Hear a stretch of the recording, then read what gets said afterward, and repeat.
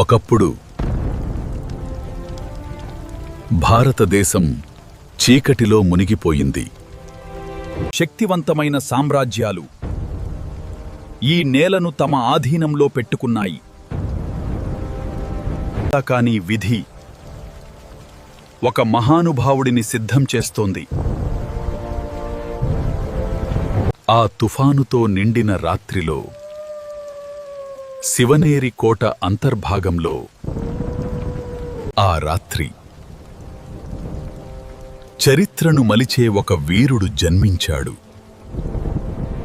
ఆ తల్లి చేతుల్లోనే ఒక మహారాజు రూపుదిద్దుకుంటున్నాడు. ప్రపంచానికింకా తెలియదు, కానీ ఒక సింహం జన్మించింది. చరిత్ర మారడం ప్రారంభమైంది.